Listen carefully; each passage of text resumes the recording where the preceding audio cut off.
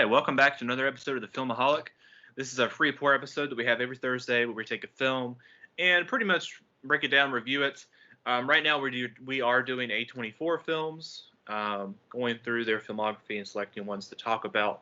And this week we are talking about one that I really like, but you are not that big a fan of, and that is A Ghost Story.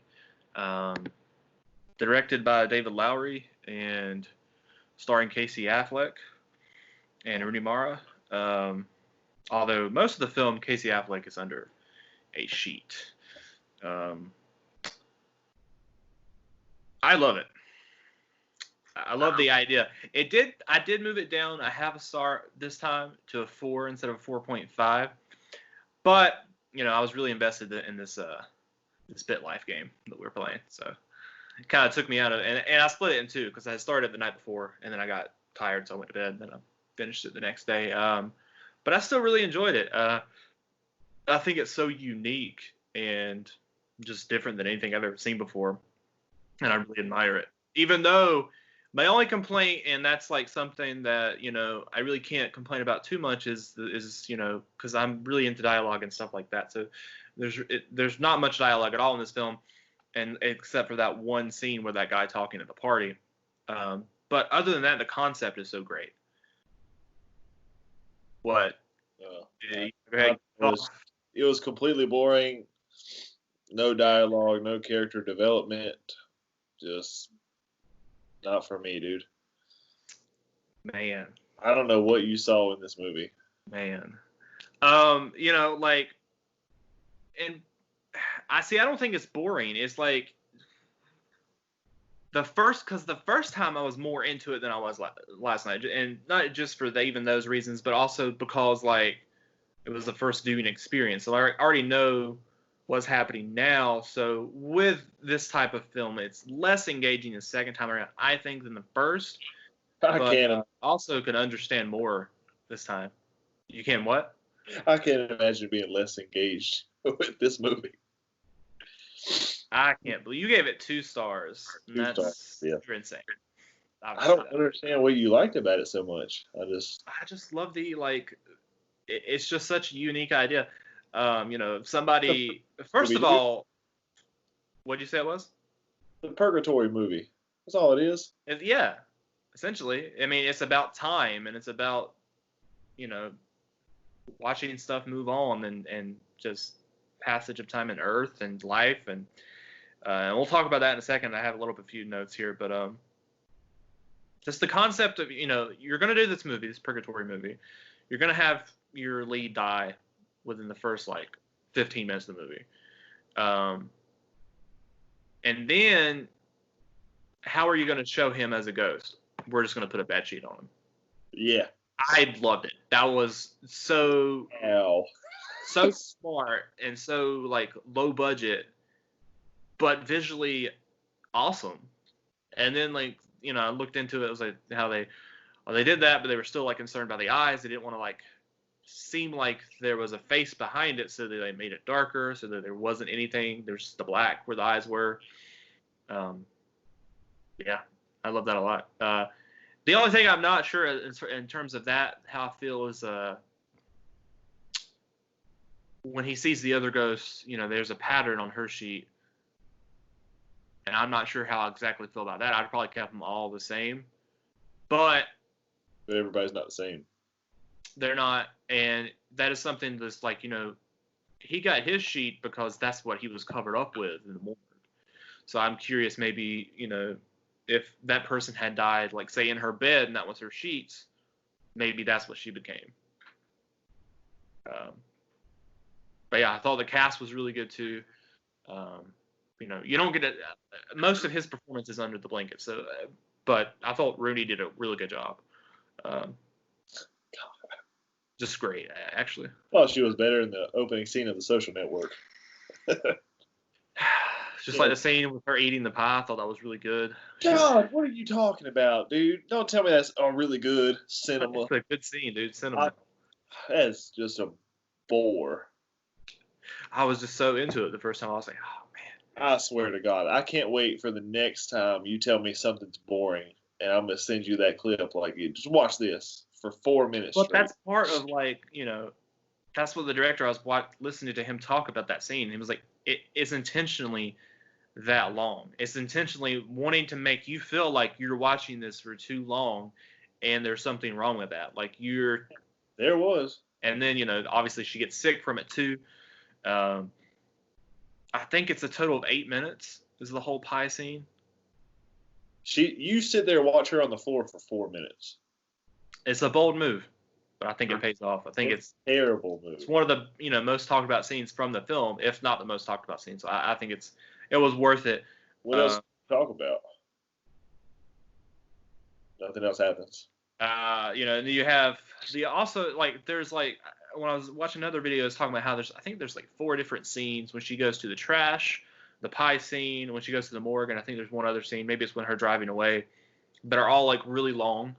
I thought the morgue scene was good too. She goes and she's just looking at him, and that's, like I said, goes on for a really long time. And she, asks the lady, can she have a minute? And then she's like, no. But then the lady gives her a minute anyways.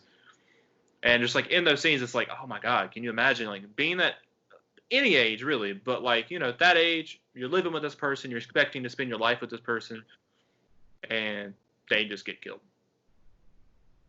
I'd rather be that person than watch this movie again. You are insane, man. And then the scene 2 when she's driving away, just like I felt so much emotion watching that. Like after even though she's moved on, she's in a different relationship, and like you see her driving away, and we're just focused on her, and it's like, everything she had with him was there, and he even died like in front of their driveway, and now she's moving on to a different part of her life, and just like leaving that behind. I thought that was. You didn't feel anything. You were just. I think you checked out at some point, like 15 minutes in. You were like, I'm bored. You're right, I was bored. I'm getting my phone for the picture. I didn't get my phone, but I did pause it when I text you. I was like, what happens in this movie? Oh, nothing. There's no character development. I hate that in movies. He develops. He does not. He goes on a journey. There's no time. And it was another thing I was in that video I was watching today. It was talking about how, like, you can split the movie kind of into 2. The first part is with M, her character, and him after he dies being around her. First of all, and that's another thing, emotion. He's dead. He's bound to the house. I'm guessing because he died there. I don't know. He's bound to the house, and he just has to watch her move on with her life. First, and that's the thing with the time is like he sees her doing all these different things that a normal person shouldn't watch somebody do, like eat a pie for 8 minutes, and then get sick. But then later in the film, and that's what I'm saying, that's the first part. Then the second part is without her and the journey he goes on after that. And during that time, we're still seeing things that are weird, but time starts going faster or going out of order and like different stuff. And that's like kind of what it ties into, because later in the film, he's first introduced to that family that moves into the house, and then he's pissed. He starts just getting really upset because they're moving over, they're replacing his history there, and he can't understand them either because they're speaking Spanish. So he gets mad. He's throwing the dishes. They move out, probably even more upset then. And then eventually they tear the house down. Yeah. So like at that point you're like, how many years have even passed? Like so much time has passed, but that's where it starts speeding up. And then time passed, and then like a big building gets built there, and then eventually a whole city, looks like New York or Tokyo or something, it gets built there. And you're like, man, hundreds of years have passed during this small amount of time. It's crazy. And then he jumps off the building and goes back in time to essentially probably where the house would be built later. And then he's like watching this family, and then he finally sees like that girl, and then she gets killed by natives, and then we see her body rot, and it's all of this like stuff with time, and I thought that was really amazing. All of that. Oh, okay. I'm bored you talking about it. I thought it was great. I loved watching his perspective of all of this to do with time and everything, and just part with the like obnoxious douchey guy sitting there spitting, trying to be poetic about all this. Shut up. I didn't mind it, but that was my least favorite part of the movie. God. The first time I watched it, I was like, okay. Second time, I don't know. I'd rather just hit everything else with time, and it it's fine, but everything else I liked better. Yeah, and the same with her listening to his music too, laying on the floor. That was, it all got me. I liked it. Felt nothing. I don't know. It's 4 stars now, but the more I think about it, maybe I should have moved it up back to 4.5. I don't know. Next time I watch it, it'll probably be a 4.5 again. God. I think it's really good now. I'll be a 1.5 next time I watch it. You are insane. I'm never watching it again, dude. I don't. It's not for me. And the piano thing, it's like he did it himself time. Yeah. That was the piano to make the noise. Yeah, but you don't like Interstellar. That movie didn't make any sense. This one made so much sense. Well, I mean, it's not that you play around with time and stuff, because he's dead. So that's why this works for me here. But Interstellar. But it's him with the piano, though.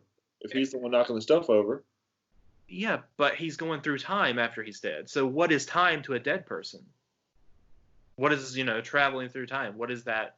Is it linear? Is it, we don't know in terms of being dead. Just go wherever you want. And I haven't seen Interstellar but one time in theaters, and I do want to rewatch it. 1.5 for you after this. A lot of I thought the cinematography, there was a lot of good aspects about Interstellar, but and I don't know. I don't even know if I have it rated on Letterboxd, but right now I'd probably give it a 2.5 or a 3. With that I like, but I don't know. The ending just did not work for me for Interstellar, because you're dealing with black holes in that movie. And that's not the problem with me. It's like, yeah, black holes. We don't know what happened with that. And that's fine. Like, explore that idea. But I just thought it was stupid.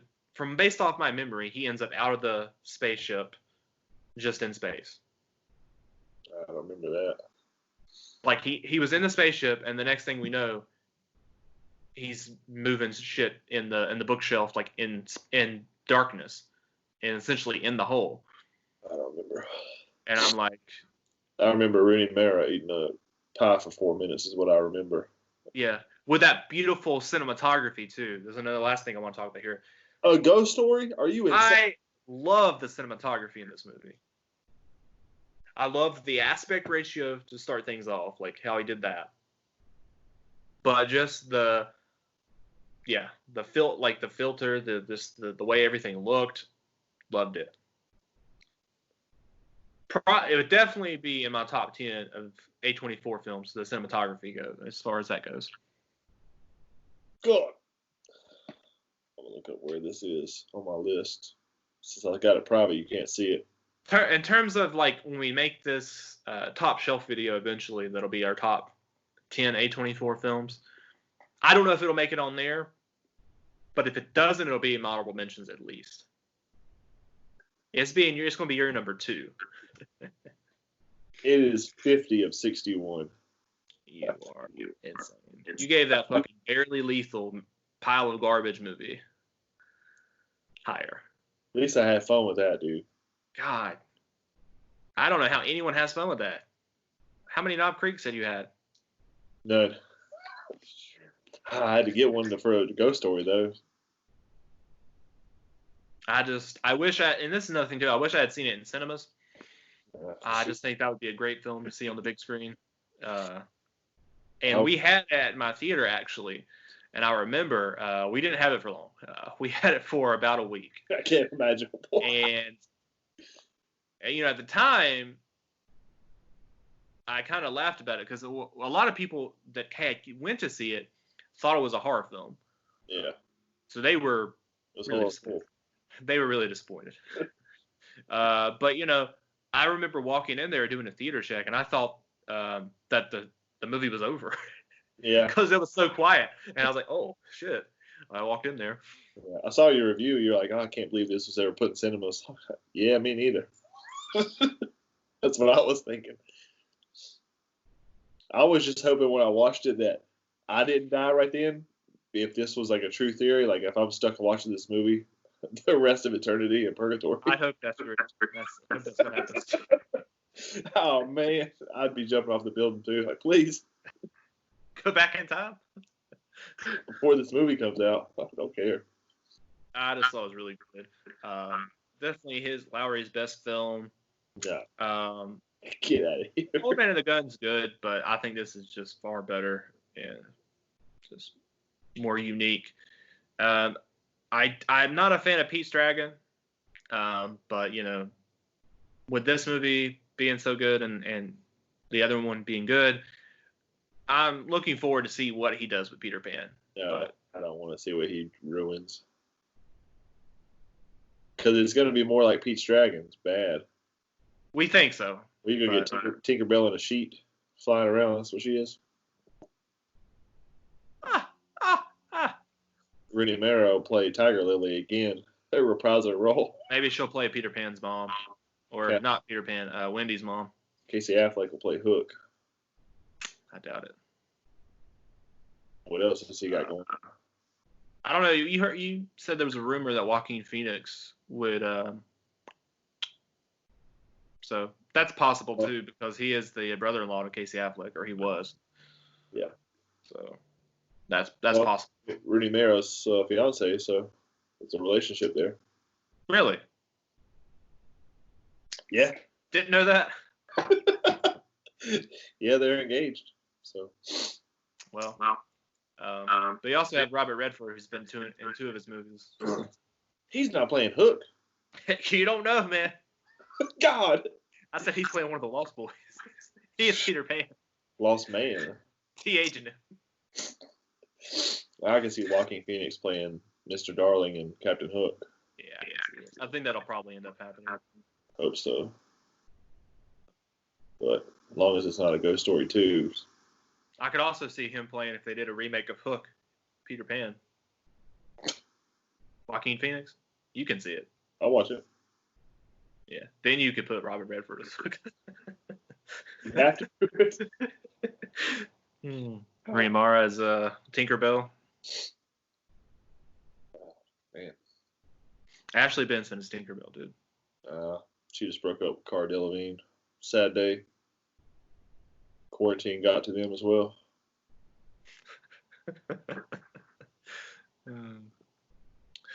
They just watched Paper Towns and they were like, I can't be with you anymore.